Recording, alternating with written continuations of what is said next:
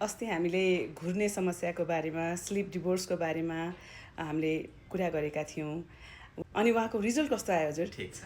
उहाँ चाहिँ आज हामी विथ कन्सेन्ट प्रेजेन्ट गर्दैछौँ। उहाँ बेलबहादुर घिमिरेज्यू उहाँ नै हुनुहुन्छ।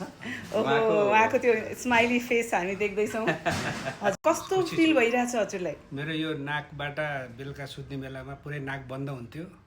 मैले डाक्टर साहबलाई भेटेपछि मेरो नाक पुरा खुलेको छ। मेरो टन्सिलको दुईवटा साइडमा अपरेसन गरिदिनु भयो, नाकको अपरेसन गरिदिनु भयो, नाकको हड्डी पाङ्गो।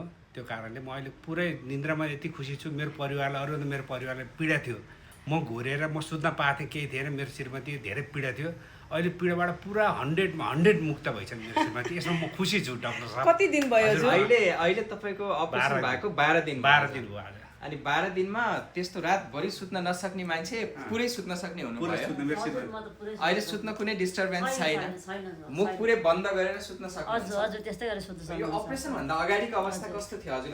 त्यो त भन्ने साध्य छैन सर। कति दिनसम्म एक रात एक दिनसम्म सकिँदैन हजुर। त्यो कहानी त भन्ने साध्य छैन। मलाई हजुरलाई यति भेट्यो एकदम खुसी लाग्यो। हजुरले त कति समय त निन्द्रा लाग्ने औषधि पनि खानु परेको थियो हैन? 18 महिना डिप्रेसनको औषधि खानु पर्यो। म डिप्रेसन गरेर मलाई हजुरलाई कस्तो लाग्यो? धेरै खुसी छु सर। यस्तो हुन्छ भने म सम्झेकै थिइनँ सर। म सम्झेकै थिइनँ। म फेरि कल्पना गरेर आएको लम्जुबाट हजुरले भेट्छु, डक्टरले भेट्छु, अपरेसन गर्छु भनेर आएको नै होइन। मेरो आफ्नै पर्सनल काम ल्याएको थिएँ। अनि लास्ट इयरमा चाहिँ यो 1 महिना अगाडि चाहिँ मलाई अलिक सास फेर्न गाह्रो भएर एकचोटि डाक्टर साहबले भेटौँ न। डाक्टर साहबले भेट्दाखेरि फेरि ENT को डाक्टर साहबले भेटौँ। यो समय यो यस्तै फर्केर मेरो आउला भन्ने मेरो कल्पना पनि गरेको थिएँ सर। म अरूभन्दा मेरो श्रीमतीलाई खुसी पार्न सकेँ। धेरै डाक्टर साहब खुसी। मेरो बच्चाहरू धेरै खुसी छन् सर। मेरो बच्चाहरू एकदम पीडा थियो, बच्चाहरू पनि धेरै पीडा थियो सर। अहिले धेरै बच्चाहरू पनि धेरै खुसी छन्।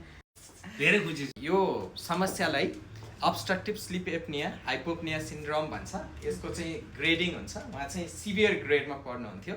उहाँको केसमा चाहिँ हामीसँग कारण थियो श्वास रोकिने।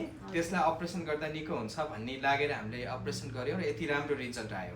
त्यसकारण घुर्ने साथीहरू जो चाहिँ रातभरि सुत्न सक्नुहुन्न र एउटा पार्टनर घुरेर अर्को पार्टनरसँगै सुत्न नसकेर छुट्टा छुट्टै कोठा प्रयोग गर्नुपर्ने अवस्था भएको केस, जसलाई स्लिप डिभोर्स भनिन्छ because of obstructive sleep apnoea, त्यसको उपचार यसरी सम्भव छ र यति छिटो यसरी रिजल्ट आउन सक्छ भन्ने कुरा हामीले देख्न पायौँ।